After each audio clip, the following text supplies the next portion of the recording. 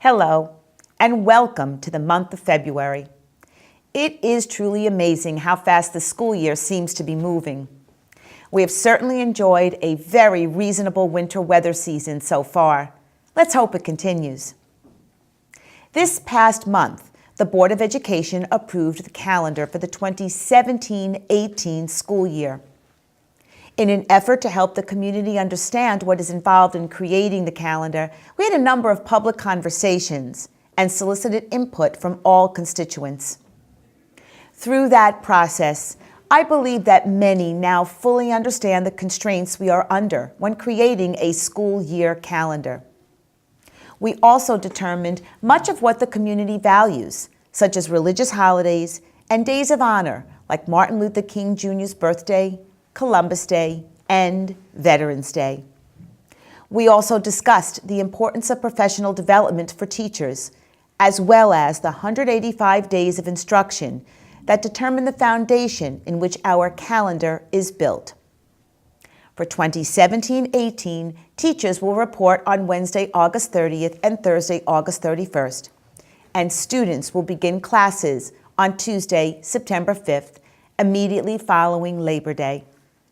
I thank everyone who was involved in the conversation for their input and feedback. We have officially begun our budget season, which will continue with a budget workshop on February 8th, and our regularly scheduled board meeting and budget workshop number 2 on February 15th. We look forward to continuing with our elementary theater productions, and February 9th, which is the 100th day of school, celebrated in a very special way at school number 6. On Tuesday, February 7th, I am honored to report that our district will be visited by Regent Tillis, who represents our area on the State Education's Board of Regents. He will be visiting classrooms as well as reading to our children as part of our Oceanside Go Read. Again, this is an honor that we don't take lightly. Schools will be officially closed the week of February 20th, reopening on Monday, February 27th. I would like to close with a brief interview of Mr. Paul Guzzone, who has recently assumed the position of Associate Principal at Oceanside High School. Mr. Guzzone, welcome, and I'm so glad you can join me. Thank you for having me. Appreciate it. You're very welcome. So I know a lot about your background and what brought you here to Oceanside to begin with, but maybe you can share with our listeners a little bit about who you were and what you did prior to coming to Oceanside, Sure. and actually what you did prior to assuming the associate principalship. Sure, absolutely. So I grew up on Long Island. I'm a big sports fan. I love the Sailors. Unfortunately, I'm also a big Jet fan.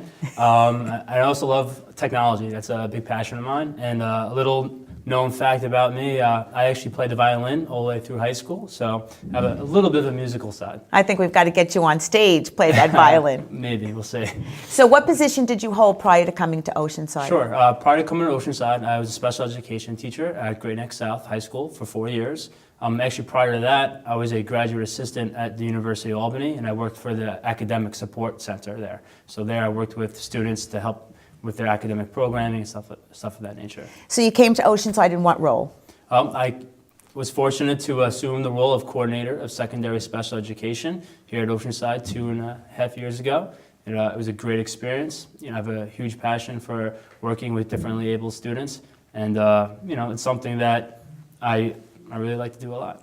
So the opening for associate principal came about, and you decided to throw your hat in the ring for that. Can you tell us a little bit about why you wanted to make that switch? Sure. As I previously just stated, working with differently able students is a huge passion of mine. But I saw this as an opportunity for me to integrate myself within the building on a larger scale. There are so many great things that go on within the high school and things that I wanted to be a part of. And I knew that although I be shifting a little bit what my responsibilities and roles are, that working with differently able students will still fall under my realm, but at the same time I will get an ability to work with the school on a larger scale. And I know that part of the responsibility your position holds has to do with our student management system and the technology involved with that. And I certainly know your skill set in that regard is a huge asset to us. So we're very happy that you wanted to assume that role, and I know you will do a fabulous job in that. You've been in the position now, I think, a little over a month or so. About a month, yeah. What have you found the most interesting about the job? Well, definitely the technology component. Working with Infinite Campus is something that I did in a different way in my previous role, but a lot of what I did translates to what I'm doing now. So that was most interesting.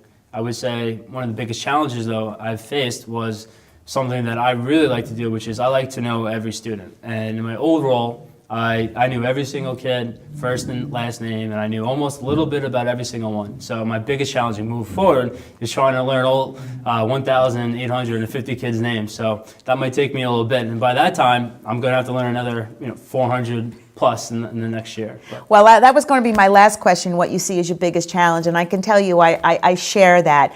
But time does help, and I know that you're very hands-on, and you're out in the halls, and you're saying hello to students, and I know that you'll find very many ways to make that challenge a reality for you.